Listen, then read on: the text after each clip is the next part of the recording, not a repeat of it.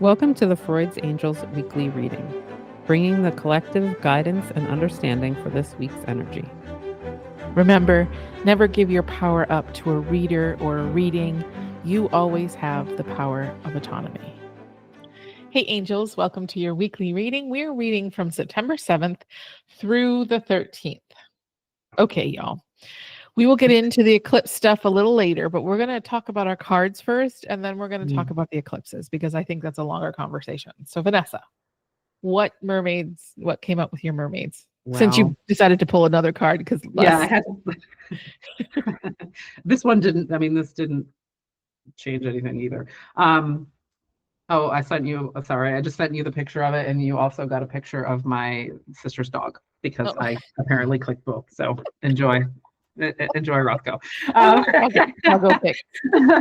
Yeah, I had to pick another one because I was like, oh, you sassy mermaids, like throwing shit at me for last week. Well, this one, you just can't escape. It's a merman though, and he's hot. So it softens the blow of the move forward that he's talking about. Because last week's card was waiting, right? And so this coming out is kind of like, are we doing contradictions right now? Yes. But no, when I looked at it, I was like, I saw him differently today because he's a very strong looking merman. But you know what? Like, to me, it sounds or looks like this is aggressively moving forward, which is not what we're supposed to do. So to me, the contemplation of this card is, why are you moving forward? What is your intention? What's going on, right? Like, to really evaluate what moving forward looks like and not do it with big, strong merman energy necessarily, which is crazy, right? Because sometimes when this card comes out, that's what I feel, where it's just like, oh my God, get off your ass, right? Like, and do what you got to do.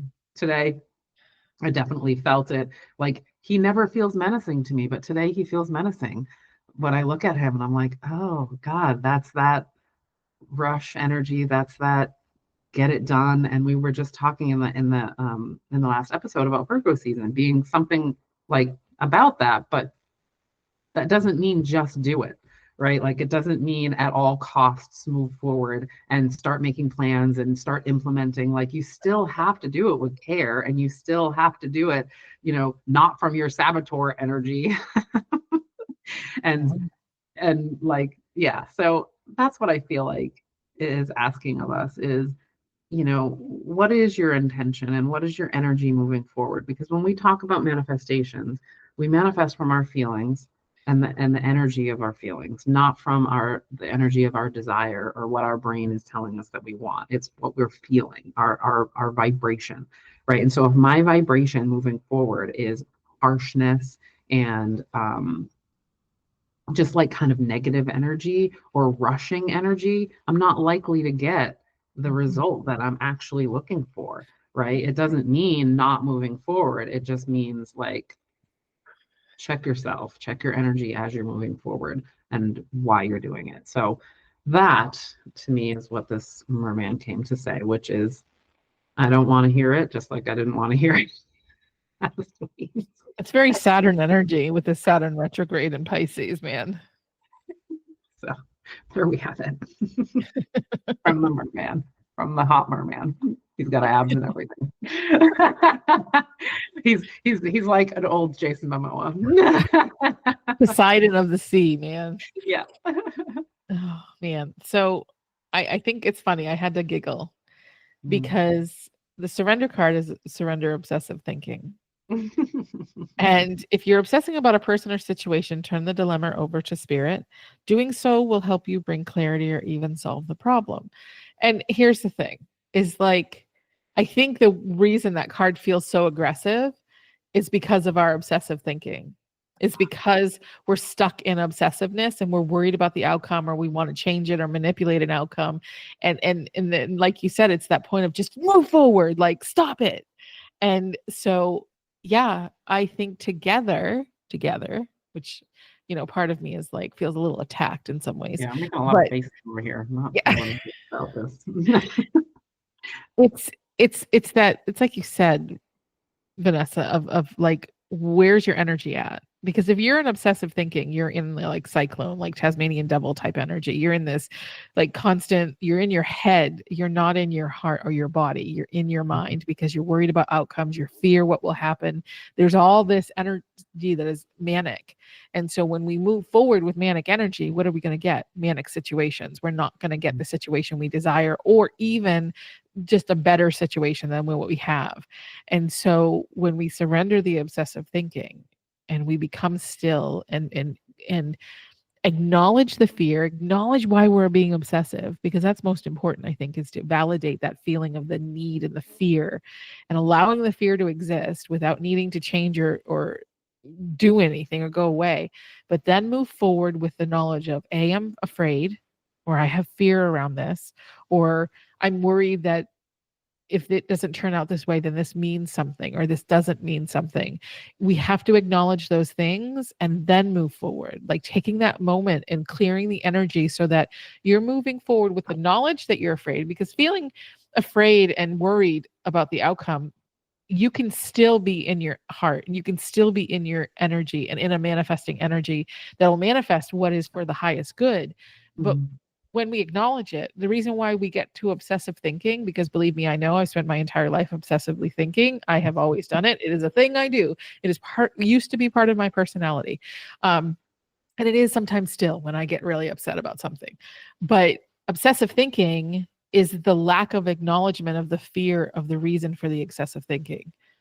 And if I try to keep gaslighting myself into saying it's okay, it'll be fine, it'll work out for your highest good, that, like using my spirituality as a stick to get that fear and that worry to be in line, right? Intimidation, using intimidation and avoidance, and it doesn't work. It's not nice and it's not kind. And so rather than doing that and letting obsessive thinking become too big, we step back and we say, okay, all right, I see fear here. I feel the fear. I feel the worry. I feel the desire and the almost this frantic need for this outcome. Why do I need this outcome? What is it would it say if that happened? What is it that I fear would happen if that happened?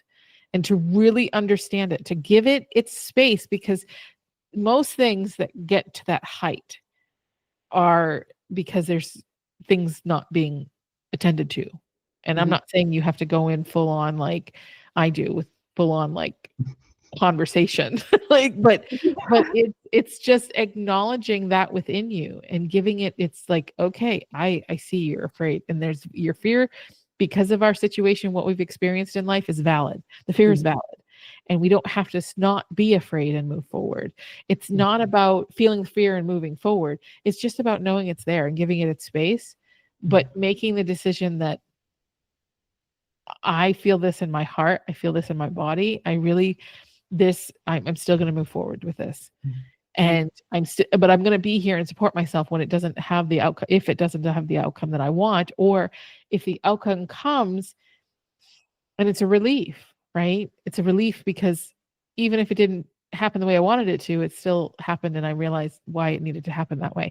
It's it's so much like what I experienced in the doctor's office, and this, like, I was so angry having to go through the process to get to this outcome, but I see that the outcome, it was necessary because of what I needed and what it was giving me. It was protecting me, even if I didn't want the outcome that happened.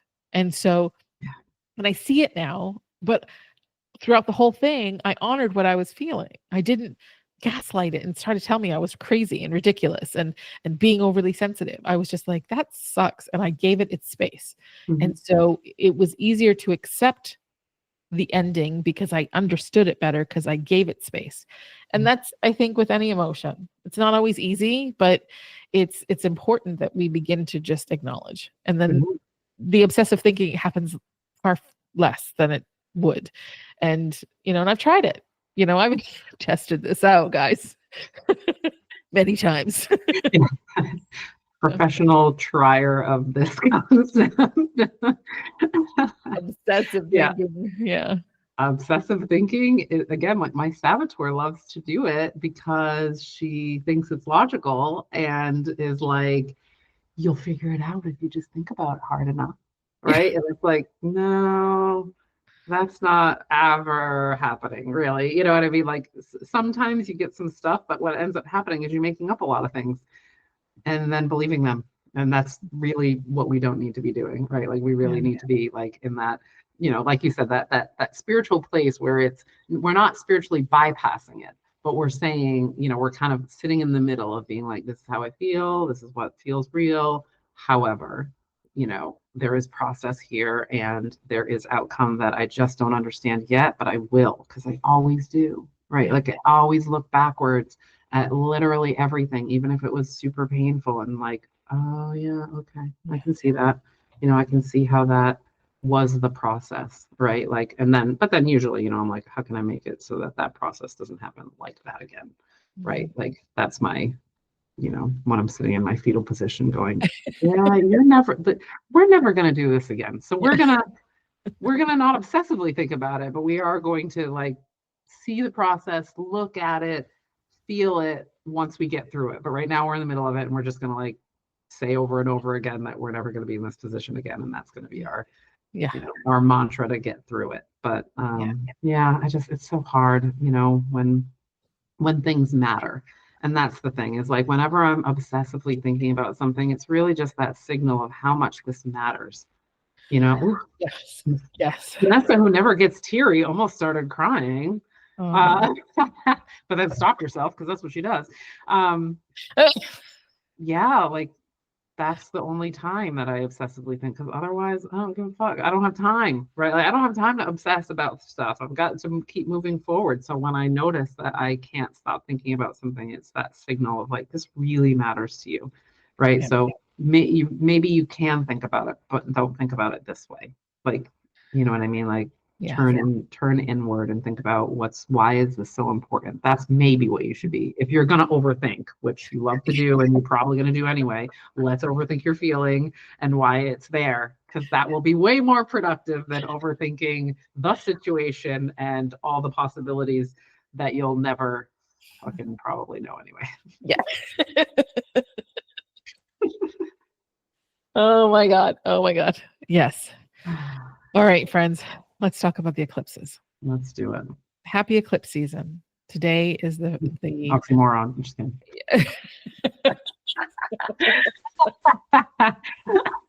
Oh my gosh. So September 7th, today at 11:08 a.m. Pacific time. So later in the afternoon, 2:08 p.m. Eastern time. Sorry, I had to do some calculation. Mm-hmm. So we're going to have a lunar north node eclipse in Pisces. Deep breath. Mm-hmm. Okay. So not only has Saturn retrograded back into fucking Pisces, we're getting another like a dose of Pisces because of this eclipse. Now, eclipses come to bring clarity. They come to shake things up. They come to bring pieces of information that we've buried, that we've subconsciously let go of, and just stack it in the files that is in our subconscious that we need because of where we're headed energetically. I feel like Vanessa's I don't want any more information. I don't want thank you. No, thank you. Vanessa's like, no, thank you. I'm done with information. Oh my God. So when you think about Pisces, think about where it is in your chart, first of all. Where's that set? What house is it in? And then you'll know kind of what's being a little activated. But also think back to September 17th of last year, because that was the last lunar eclipse in Pisces. So go back to September of last year. Look at your calendar, look at your Facebook, your Instagram. Take a look at what was happening in your life at that time. Because this is a story. This is a story that's being picked up again here in this eclipse. And this will give you information of what information may come. Like, I don't even know because I can't even remember, other than I had just started freaking trauma therapy with my therapist. I was trying to figure out where I was supposed to move to next. Yeah. I was touring North Carolina beaches. I know I was. Oh my God. Yeah. So, and understand too, this isn't like it's going to come to its culmination and be done. No, this is a theme on the Virgo Pisces axis till 2027. So it's not about like this idea of, the cards we had today was move forward and obsessive thinking. This is not about sudden things happening. It could be, especially if you're in the wrong place and that you need to be somewhere different immediately, but it's about understanding and clarity. Now, what is Pisces? Pisces is a water sign. It is all about intuition. It is all about that sense of knowing, that sense of that hit that you get to do something. Like I got a hit this last week to stop taking my vitamin D. And let me tell you something, it was the cause of a lot of BS that was happening inside my body. And all of a sudden it was like, oh, okay, I'm glad I listened to that intuition because it solved a lot of problems. And, and when we get these flashes of inspiration or intuition, we need to listen. This will be our guide through this process, because I really feel that this eclipse season is about not doing things the way we've done them before. It's about being open to new ways of handling, of living, of being in these spaces. Why? Because if we're going to make change, I have felt since January 1st, this is a year of like purification. It is a year of deep transformation, because to get us ready for what is coming for us in the next year. Maybe it's just me, but that's what I feel like we're being asked to do. We're being asked to look at ourselves in a very real, honest, stark kind of way. But we're also being asked to look at our environment, look at where we are, look at what we're doing in a very clear and stark way. Has there been things in your life that you're like, I don't really want to do this anymore, but you still keep doing it? I'll use an example. So y'all know I teach the Hollow Bone Journey. I've taught levels 1 through 3 for quite a few years now. And last year I said to myself, last August, I said, oh, I don't want to teach this anymore. But what did I do? I started teaching it again. And then in July, I taught a level 1 again.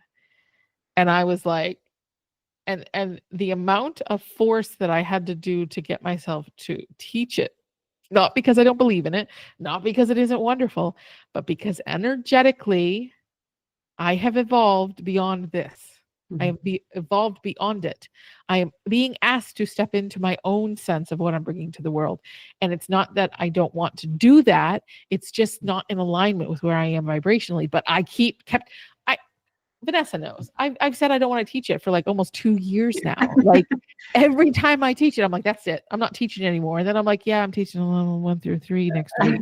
It's like I keep going back on my words. Why? Because fear of not having money. Because it was a place where I loved to teach it, and I love the people I met. In the last 2 classes, I had really great students, but it was also the fear of I need this extra influx of cash certain times a year, which is really weird because I used to teach at the same time every year. So how do I get beyond that fear? Well, I got beyond it because I felt so misaligned in teaching that level 1 that it was uncomfortable. That I did it effectively. I showed up 110%. And then I was like, I'll never do this again. Yep. I won't do it because it felt so uncomfortable. Like I was wearing something that was too like tight. Sick of it.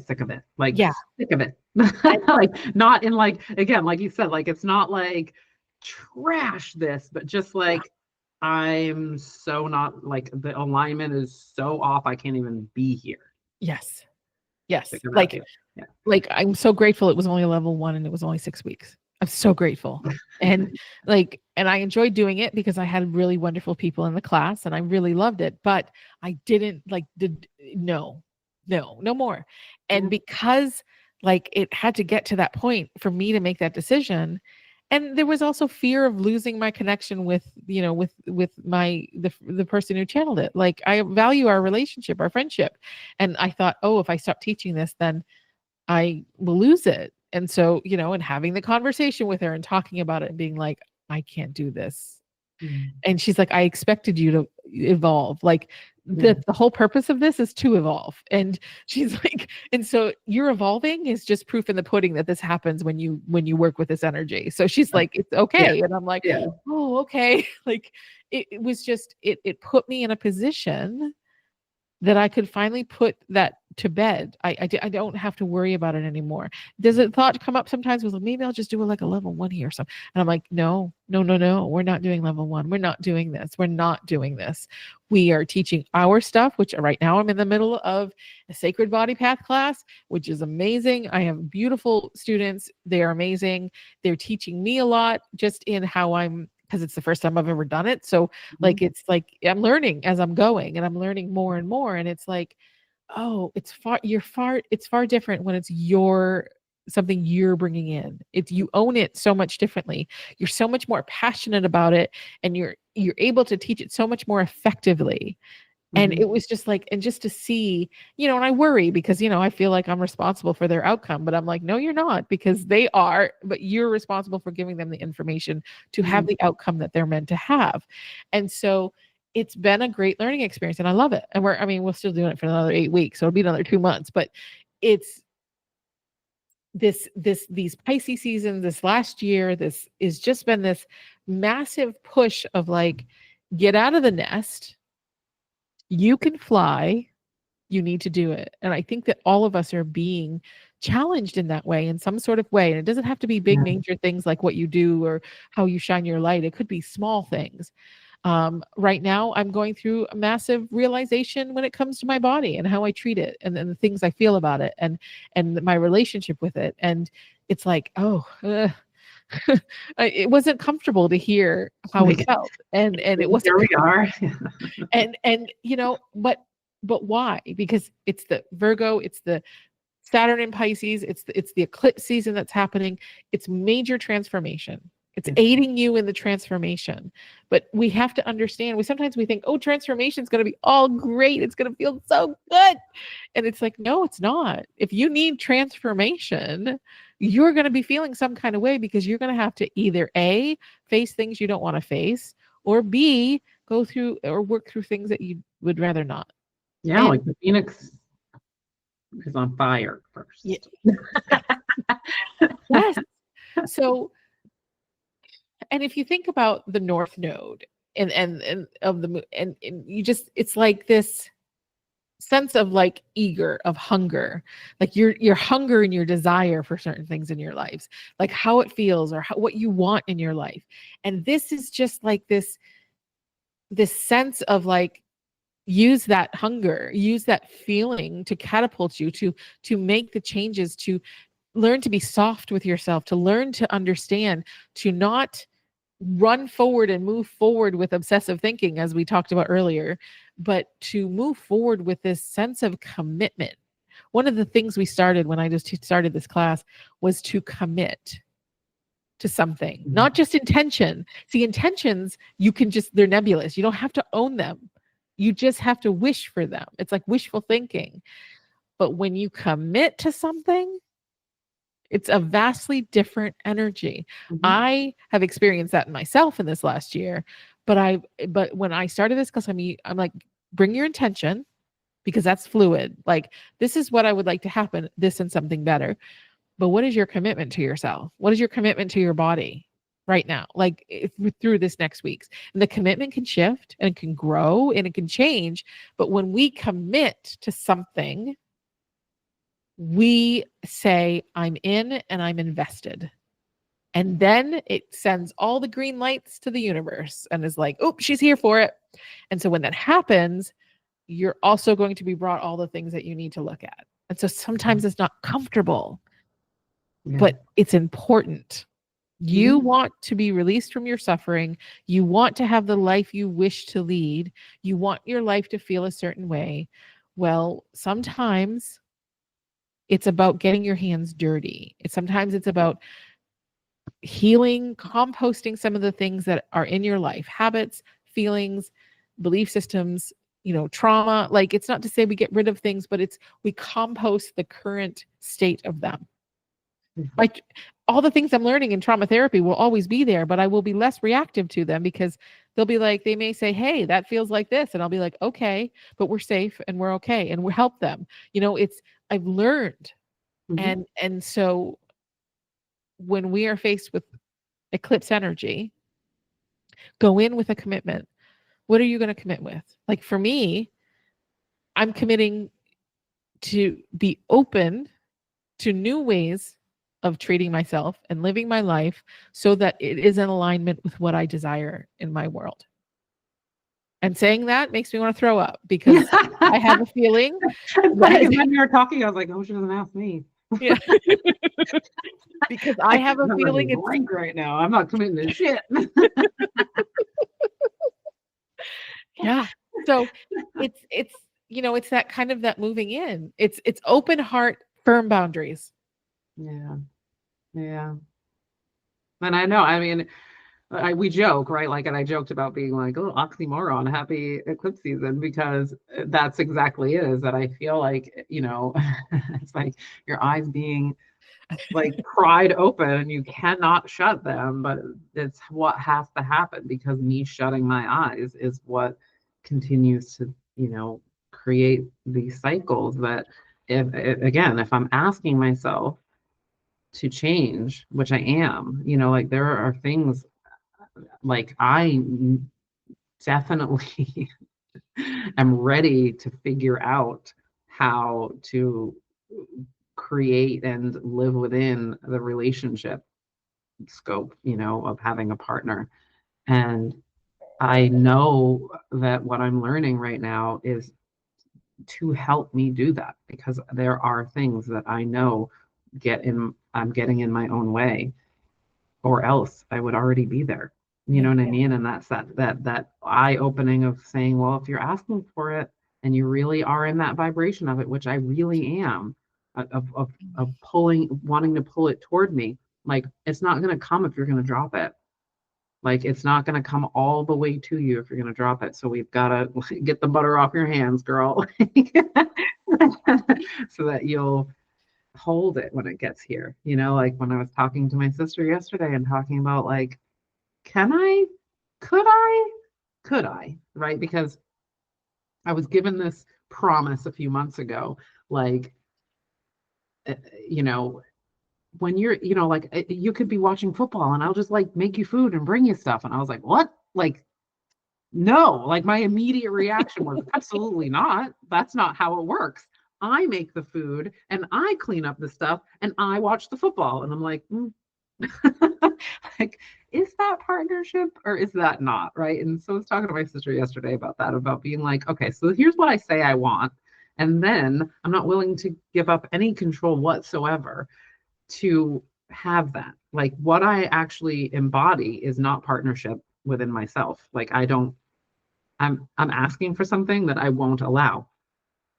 Yikes. So now you're going to have to figure out how to allow that. And yes, that means it's going to be in relationship. That means that I'm going to have to, you forced me to do it. You forced me to do it accidentally.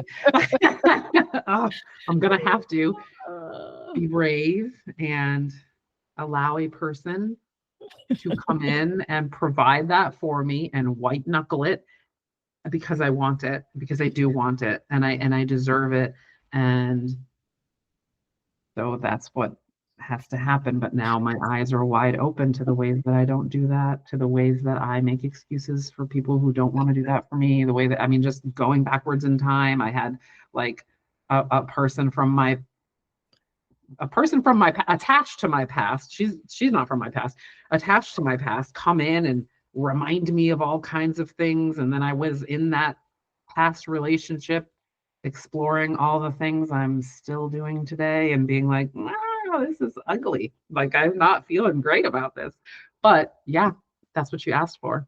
If you want to change your habits, then you're going to look at them with wide open eyes from now on. And yeah, so I'm kind of like okay, but it hurts right now. Like, that's gonna make it worse. I'm not gonna be okay, guys. Like, check on me. Yeah. 'Cause I'm probably just gonna hole up in my in this room with all the candles and all the incense and lay on my Shakti mat for like 7 days straight. They're embedded in your back at some point. Exactly, because it's rough already. Oh my gosh. Okay. So let's talk about, what if we think about Pisces, very dreamy, loving, expansive, supportive, open, right? It's the ultimate like community type card sign. But sometimes we go overboard. We let situations and our willingness to help and be open to drain us, right? Our batteries get low. And so that's why boundaries are important right now. Mm. And it's about, because eclipses in itself, man, there's if you're tired, if you're exhausted, if you're feeling low energy, it's because of this. It's because of the eclipses. I mean, it could be other reasons, but one of the reasons is this eclipse. And so what to do, how to prepare for it. Like, give yourself space. Don't stack your schedule like I do. 3 appointments in one day. Like, don't do that. Like, really be wary and protective of your time. Be protective of like your space, your time, your energy. If you need to, like, schedule in like a couple of times for you to just sit and be quiet and to rest or to check in with yourself. Like, it's important. I'm not saying this because I'm like, oh yeah, check in with yourself. No, I'm saying like this is imperative. It is imperative that you make time for it. And it could be just like on a Monday afternoon, because it's Monday, you're like, okay, how are we doing? Just checking in, having a cup of tea or coffee or just a drink of water or just sitting with yourself, even just for 15 minutes and checking in with how you're feeling, really being aware of how you're reacting and feeling through this process, and give yourself the space for that. Step in, enjoy your creativity. If you have a creative endeavor that you love to do it. I've made 6 loaves of sourdough bread this weekend. It's obviously I'm feeling this eclipse energy already, because that's my creativity, is I make bread. And so be prepared to be inundated with bread conversations like from me for the next 3 weeks. We're going to talk about sourdough ad nauseum. So, prioritize your time, your rest, prioritize the things that make you feel good, that assists you in keeping your boundaries. Okay. Because we need space. And so if we don't give ourselves space, we don't give ourselves the chance to understand why, or that we need a boundary because we're feeling some kind of way. It just, be supportive, do some journaling, get a new journal, get an eclipse journal that you have just for eclipses. Do the thoughts, the feelings, the ahas, like, just have space to write them down. I mean, I keep a notebook, I think, in every room, so that if I think of something, I write it down. Now, granted, I can never find them again because they're all over the place, but I've written them down somewhere. That's what matters. Well, yeah, exactly. Like, I mean, I write everything and burn it, and it still happens. So it's not about where it's at. It's about And if you do therapy, schedule weekly therapy sessions. If you're a person who goes every other week or once a month, schedule some weekly therapy sessions in the next 3 weeks, because Pisces is about feelings or emotions. It's going to come up. Work with them. Be present with your feelings, because it's so important. And like, I mean, I can't tell you how many times having weekly therapy has saved me in situations where if I would have to wait for 2 weeks, I'd have probably like melted down or created some decision that was not great. I mean, I've been doing weekly again, and I'm still doing it. Yeah. Oh, my therapist, she's like, how is this happening? Like, you were just here. Yeah, I know. That's how.